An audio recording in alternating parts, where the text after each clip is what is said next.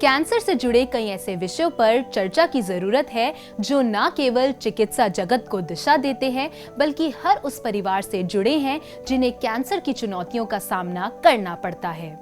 नए उपचार, बेहतर पहुंच, बीमा में सुधार और पॉलिसी के स्तर में बदलाव, इसी उद्देश्य को लेकर कैंसर सोसाइटी दिल्ली ब्रांच ने एक विशेष चर्चा का आयोजन किया जिसका एजेंडा था next gen cancer care reimagining lung and breast cancer treatment in India. इस कार्यक्रम के दौरान विशेषज्ञों ने अपने विचारों और अनुभव द्वारा एक बेहतर, सुरक्षित और अधिक सुलभ कैंसर प्रणाली को और मजबूत बनाने पर जोर दिया। Indian cancer society should be working for treatment but also prevention actually, which is so important for cancer as much as for trauma, as much as for other cardiovascular diseases, which are the major diseases if you look at disability adjusted life year lost. So we must realize that also every disease is important. Any family getting any disease, it disrupts the whole family.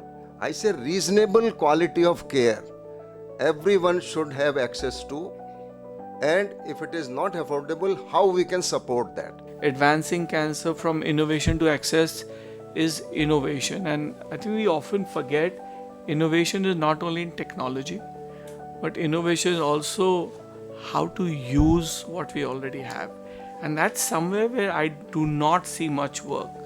I don't see how we are innovating in, for example, talking to each other. I don't see how we are innovating, Sir said about 1 rupee a day in the insurance sector.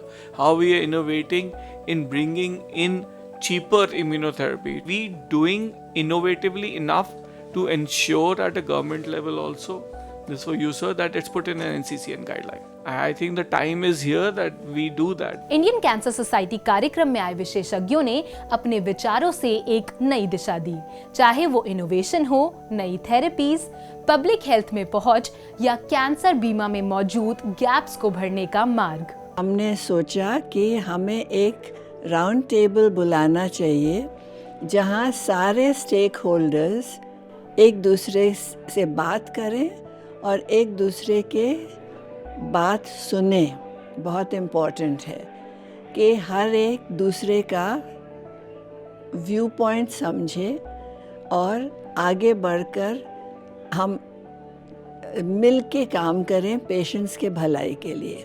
हमें बहुत ज़रूरत है कि insurance schemes में हम इन latest therapies को include करें और लंग कैंसर की जो स्क्रीनिंग है, उसकी जांच है, उसकी भी जो टेक्नोलॉजीज़ हैं उनको भी हम ज़्यादातर लोगों तक पहुंचाएं, क्योंकि वो भी बहुत महंगी होती हैं लेकिन कैंसर के इलाज के लिए बहुत ज़रूरी भी होती हैं। कैंसर आज की डेट में डेथ सेंटेंस नहीं है। मुझे लंग कैंसर है, वो भी स्टेज 4 पे, लेकिन फिर भी इसका इलाज हो सकता है अगर आप सही डॉक्टर के पास जाएं जिसको एक्सपीरियंस है इस बीमारी का इलाज करने का, और सही दवा आप लें जो आपके कैंसर के हिसाब से सूटेबल हो, तो इलाज हो सकता है और आप अच्छी क्वालिटी की ज़िंदगी भी जी सकते हैं। आप भी जागरूक होइए, सोचिए, समझिए और सुनिए कि इसके लक्षण क्या हैं कैंसर के।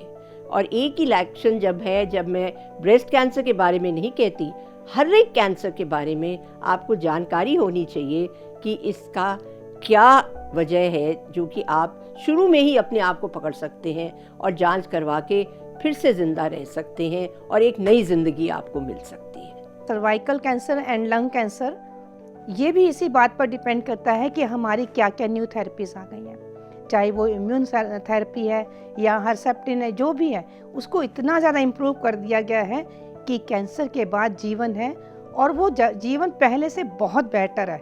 आज एक बात और अधिक रूप से स्पष्ट होकर सामने आई है कि यदि हम इनोवेशन, नीति और इम्प्लीमेंटेशंस को एक साथ जोड़ दें तो भारत में कैंसर केयर का भविष्य और भी उज्जवल हो सकता है। और इस तरह की चर्चाएं नीति निर्धारण करने और लोगों को अवेयर करने में मददगार साबित होती हैं।